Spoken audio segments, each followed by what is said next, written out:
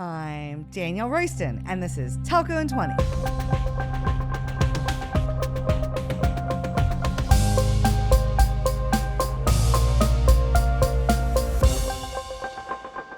Do mobile subscribers know how much data they need? Last year, I interviewed two MVNO CEOs who have wildly different answers to this question. One CEO is Ahmed Khattak from US Mobile, who believes consumers know exactly how much data they use. His company designs multiple preset plans where subscribers simply select their best option. The other CEO is Peter Adderton from MobileX. Peter's point of view is that people don't know how much data they need. His team designed an AI tool that creates a personalized plan tailored for each individual subscriber. In case you didn't catch it, these two CEOs duked out their differences on Twitter after their Telco in 20 episodes aired. It's been about a year since all that went down.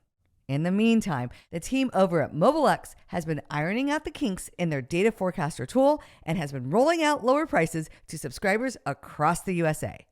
Today, we're going to find out how things are going with his approach.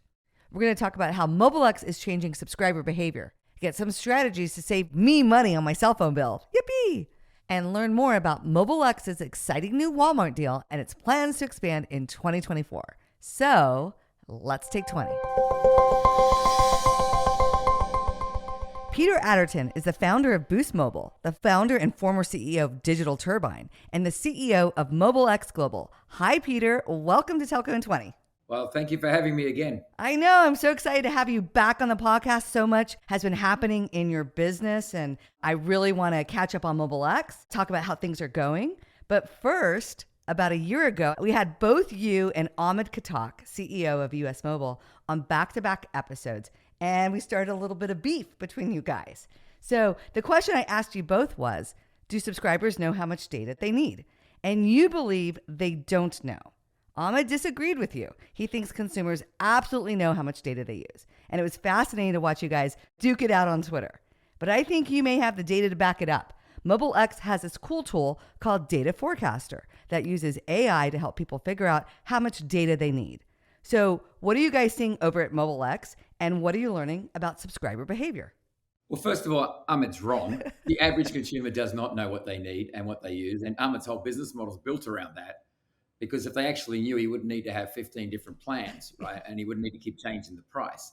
And by the way, Ahmed's no different to every other carrier that's out there that sells these kind of pooled bucket plans. Yeah. Classic example. So we have obviously two what I call fake unlimited plans, and they really are the honey to bring the bees in. People are used to seeing unlimited. But what's mind-boggling to me is 98% of the customers who choose the unlimited plan, when they go through the app process setting it up, they actually choose the AI guided, the Live While We Learn, right? And the majority of the people are interested in finding out exactly what they use. They don't know. Yeah. We've got thousands of customers now, so we have a real basis to be able to look at the data. And what we're seeing right now is the majority of our customers are on the customized plan. Mm-hmm. The customers that are on the unlimited plan don't need anywhere near the unlimited data that they thought. And the majority of them we're converting in that second month across to a customized plan where we're actually lowering their price. Right. So this concept that people know, again, that's what the carriers want everybody to think, as if they're smart enough to be able to determine what plan they should be on. I think Stetson put out the other day, there's 310 unlimited plans in the marketplace today. Yep. And if you take Ahmed's approach of customers know what they need, then why do you need 310 plans? Yeah. It's confusing, and it's designed to be confusing. And so what we do is we help answer that question, how much do I need and how long do I need it for? And as we all know, your usage changes month to month. Mm-hmm. And without AI, you can't be predicting what you're going to need the next month. No, that's super fascinating. And you guys are focused in the United States where the unlimited plans are like $55, $60. Do you guys have any stats on how much people are really saving? I think your Walmart price is $4 or $8. Are they all moving down to that $10 range? How much are they saving? They're saving significant amounts. So if you look at the two customer bases that we have what I consider to be an older demographic that basically doesn't use a lot of video, right? Let's face it, video is the major driver of data usage. Yeah. And so, you got customers on T-Mobile plans and AT&T plans that are paying $80, $90, $100 a month that we're seeing fall below 10. Wow. Because they just don't have social media or video, or they're in Wi-Fi the majority of the time. Right. So we're not talking about saving you $5 or $6 or $10. We're talking about saving you thousands of dollars a year. I had a customer write to me the other day going, I can't believe I probably spent $10,000 on T-Mobile over the past few years Yeah. that I didn't need to spend. Wow. And so we're really seeing customers just take back control. And the good thing about us is we do have those fake unlimited plans like everybody else. Right. When we look at those plans, if you're on those plans for us, you need to be on there. But honestly, if you're not doing north of 15 gigabytes per month, you don't need to be on those plans. And most MVNOs and most MNOs, if you go over 15 to 16 gigabytes per month on those 30 gig plans that they sell you, they're going to start to lose money very, very fast.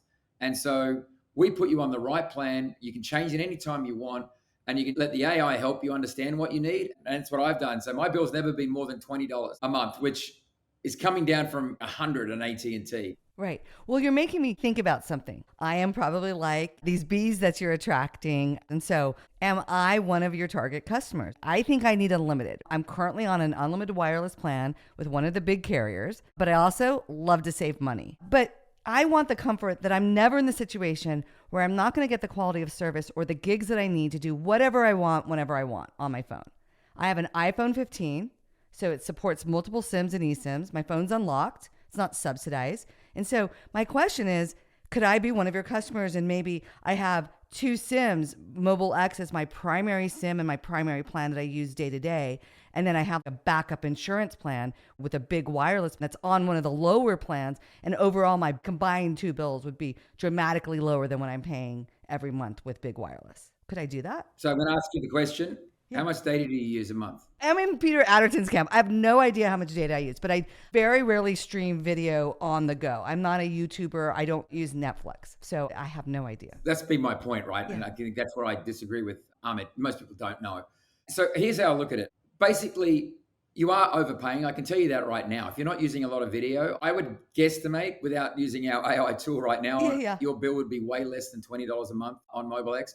We have the same service on our carrier that we obviously can't mention. Yeah. And so you would be a perfect candidate, to be totally honest with you. You and your family would be a perfect candidate to switch to Mobile X. I'd encourage you to download it. Yes, you can use multiple eSIMs, and we're seeing a lot of people that are using us as their second SIM, and then we end up becoming their primary SIM. I had a customer that wrote to me and said, listen, I started out using you guys because I love the Verizon network, but I don't like the pricing that Verizon provides. So I've used you as my second SIM. Yeah. What's great about us is you will never run out of data, ever.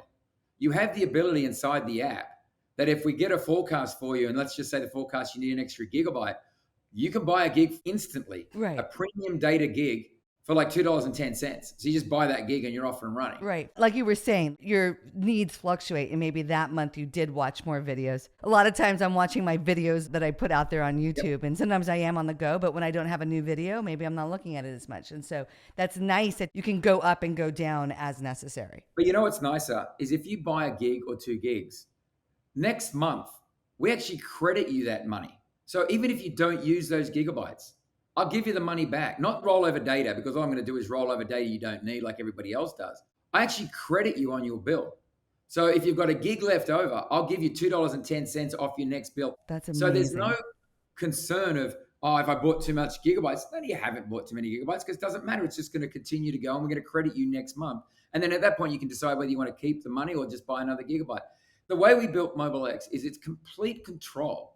Now, one of the biggest challenges we have is convincing people, honestly, like you, that are basically stuck in the fake insurance policy program where I think I need unlimited. I just tell everybody, download the app, do the 10 days. You'll be surprised at the end of the 10 days how little data you use, and then you'll start saving money. And I tell people, use it as your primary SIM, use it as your secondary SIM. One customer put the app onto his iPad, and he's using 1 gig of data, $2.10 plus the $1.98 platform fee. Perfect. So for $4.08, he's got a gig anytime he wants it on the best network in the country. If he needs more, he buys more, and it rolls over. No one's offering for $4 a gig data-only plan in the marketplace today. So I just tell everybody it is so customizable. And when you're on it, like I am, I can't get off it. Yeah. When I go back to Australia as an example, I've got the Boost business back there, and I go back to a traditional plan. Right. I hate it. Yeah. You're handcuffed. Yeah. You know, I just got the automatic charge on my phone for my wireless carrier, and it's $231. And that's 3 phones, all on unlimited, 2 kids, me, my iPad, and my watch.